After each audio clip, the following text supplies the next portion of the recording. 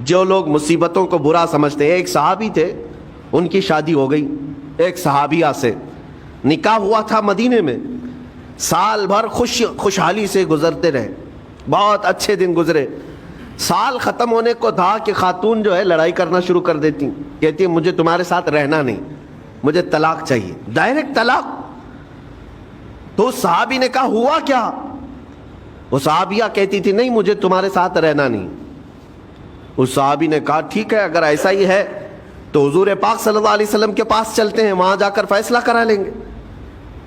تو وہ صحابیہ مان گئیں، کہا چلو چلتے ہیں۔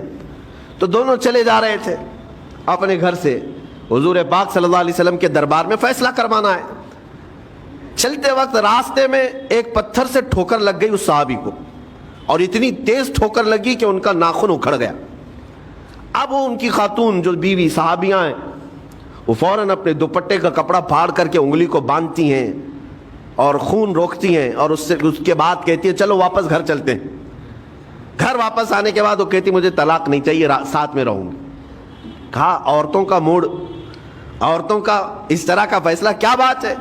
وہ صحابیہ کہتی ہے میں نے سنا ہے کہ جب کبھی کوئی بندہ بیمار نہیں ہوتا تو اللہ اسے پسند نہیں کرتا۔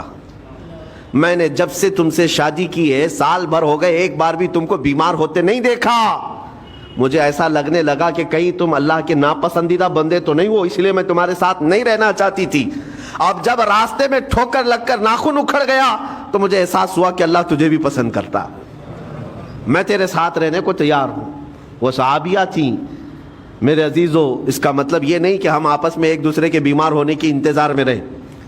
شوہر یہ سوچے کہ میری بیوی بیمار کیوں نہیں ہوتی، اور بیوی یہ سوچتی رہے کہ میرا شوہر بیمار کب ہوگا۔ وہ توکل کا اعلیٰ درجہ ہے۔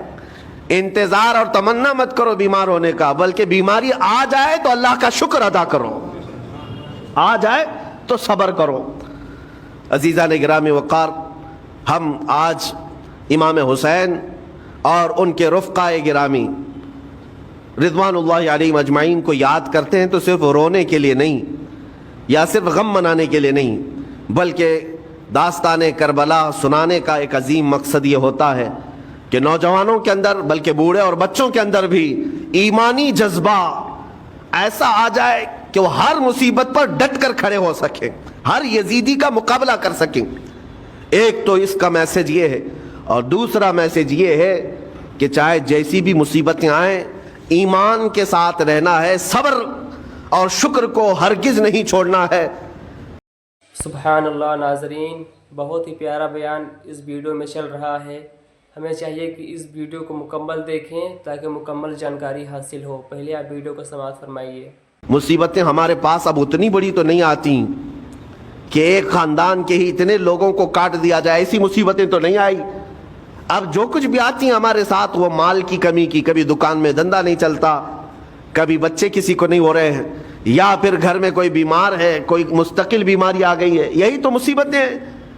مومن کے لیے یہ قید خانہ ہے، زیادہ آسائش اور آرام کی فکر نہ کرو۔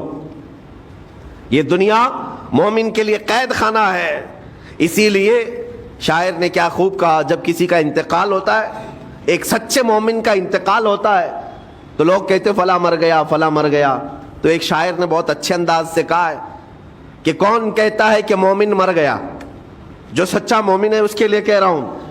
وہ شاعر نے کہا کون کہتا ہے کہ مومن مر گیا، قید سے چھوٹا وہ اپنے گھر گیا۔ حقیقت تو یہ، قید سے چھوٹا وہ اپنے گھر گیا۔